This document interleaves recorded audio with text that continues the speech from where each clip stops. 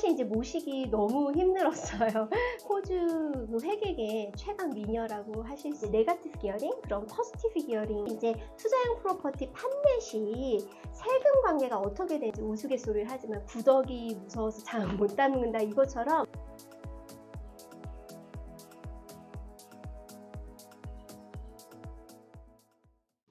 안녕하세요. 미래 프로퍼티 그룹입니다.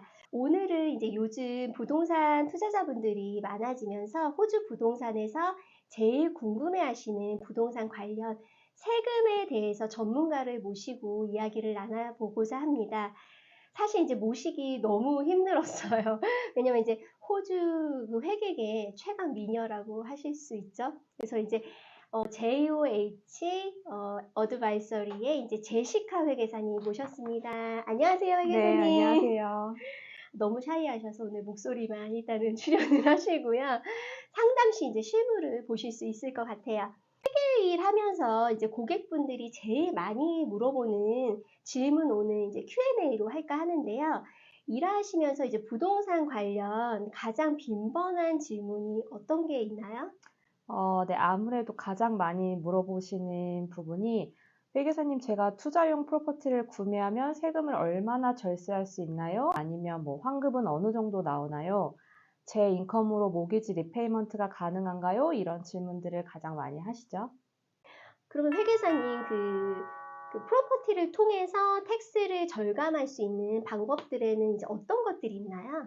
인베스트먼트 프로퍼티를 구매하셨을 경우에는 네거티브 기어링이나 아니면 포지티브 기어링으로 인해서 렌트 수익을 발생하시거나 아니면은 적자로 인해서 세금 감면을 받으실 수 있는 혜택들이 좀 있으세요.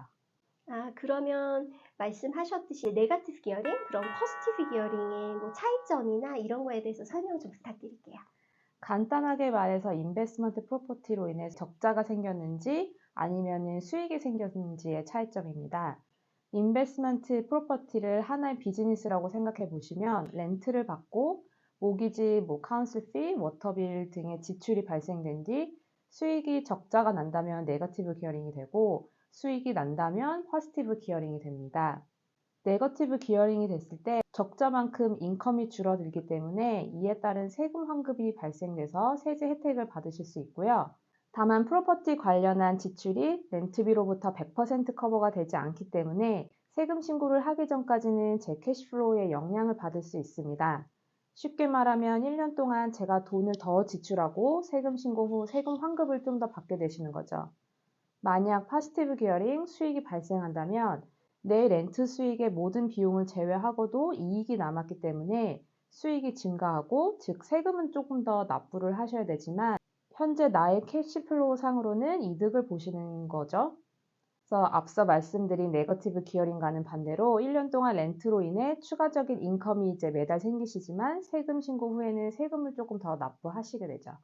네, 그러면 회계사님, 그럼 어떠한 분들이 이렇게 이제 투자용 부동산으로 절세 효과를 많이 이용을 하시나요? 어떠한 이제 직업군이나 이런 분들?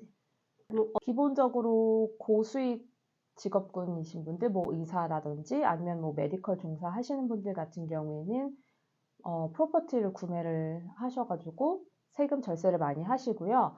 그리고 그냥 일반 직장인 분들도 텍스 디덕션 받으실 게 거의 없으시기 때문에 그분들도 이제 네거티브 기어링을 통해서 세금 환급을 받으실 수 있고, 예를 들어서 제가 헥스를 가지고 있는 직장인이라고 했을 경우에는 예를 들어 네거티브 기어링으로 인해서 그 텍스 환급을 받으실 수 있는 그 갭 차이가 더 많아지세요.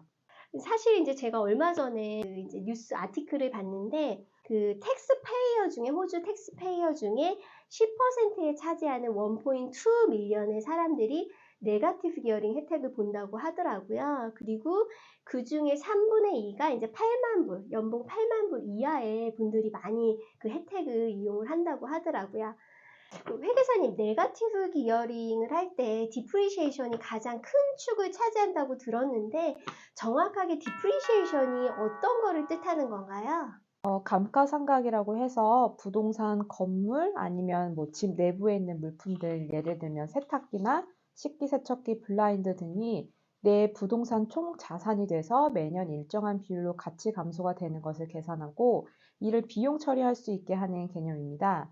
감가상각은 두 가지 방법으로 나눠서 계산이 되는데 집 건물 자체에 대한 감가상각을 캐피탈웍스 디덕션이라고 하고 세탁기나 식기세척기 같은 유형 자산에 대한 감가상각을 많이 알고 계시는 디프리시에이션이라고 부르고 있습니다. 이 두 비용 모두 비용 처리가 되기 때문에 추가 현금을 사용하지 않고도 네거티브 기어링을 가장 크게 발생할 수 있는 요소고요. 캐피탈워크 디덕션의 경우 건물 자체에 대한 감가상각을 40년에 걸쳐 계산되고 있고 즉 2.5%씩 계산되기 때문에 새롭게 지어진 집의 경우 혜택을 가장 많이 보실 수 있고요. 결국 40년 이상이 된 집을 구매하시는 경우에는 감가상각이 모두 이루어졌기 때문에 비용 처리할 수 있는 부분이 이제 없어지시는 거죠. 아, 그러면 회계사님, 만약에 회계상으로 텍스 디덕트를 많이 받으려면, 이제, 오래된 집보다는, 이제, 텍스 퍼포즈로는 이제, 뉴나 뭐, 이렇게 조금, 최근에 지어진 것들이 좀 많이 받는다는 말씀이시죠? 그쵸. 예를 들어서 뭐 디프리시에이션의 경우에는 물품에 따라서 일반적으로는 뭐 3년이나 5년에 걸쳐 감가상각이 들어가고요. 300불 이상의 자산 물품을 구매하시면 이제 한 번에 비용 처리를 이제 하실 수는 없고 디프리시에이션으로 이제 회계 처리가 되시고요. 예를 들어서 뭐 제가 투베드 새로운 아파트를 구매를 했을 경우에는 캐피탈웍스 디덕션과 디프리시에이션으로 합친 금액이 한 10,000불 정도 클레임을 하실 수 있으세요. 그렇기 때문에 따로 제가 이제 현금을 사용하지 않고도 네거티브 기어링이 발생해서 세금 환급 또는 절세 이제 기회가 되시는 거죠. 투자용으로 구매를 했다가 더 싸게 팔았다. 조금 많은 뭐 남편분 명의로 할까? 아니면 적은 와이프 명의로 할까? 투자용 프로퍼티 판매 시 세금 관계가 어떻게 돼?